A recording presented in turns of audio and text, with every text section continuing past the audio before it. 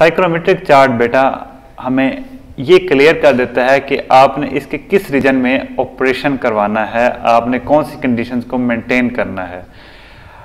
अब ये depending on the environment, depending on the location, ये आप चीज़ें एडजस्ट करते हैं। इस चार्ट का फ़ायदा ये होगा कि आप अपना एरिया स्पेसिफाई कर लेंगे और उसी के हिसाब से बाकी सारी वैल्यूज एडजस्ट करेंगे।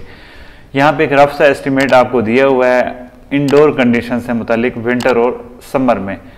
अब समर में बेटा आपको 22 से लेकर 26 डिग्री सेंटीग्रेड तक ऑलमोस्ट टेम्परेचर और 20 से 60% रिलेटिव ह्यूमिडिटी के दरमियान अगर कंडीशंस हों तो ये प्लेजेंट एटमॉस्फेयर होगा, एयर कंडीशनिंग सिस्टम इस रीजन में ऑपरेट करेगा।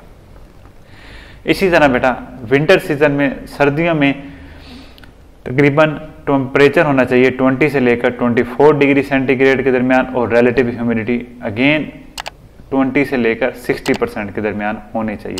रिलेटिव ह्यूमिडिटी बेटा ये जो वाला रीजन है अमूमन 40 से 60% वाला, इसमें ही प्रेफर की जाती है क्योंकि इस दौरान आपकी स्किन भी फ्रेश रहती है, आपके आइज़ में इरिटेशन भी नहीं होती और आपको सांस लेने में भी दिक्कत नहीं होती। तो 40 से 60% की रिलेटिव ह्यूमिडिटी और ये रिकमेंडेड टेम्परेचर रेंजेस एक अच्छा प्लेजेंट और कंफर्टेबल इंडोर इन्वायरमेंट प्रोवाइड्स करती हैं।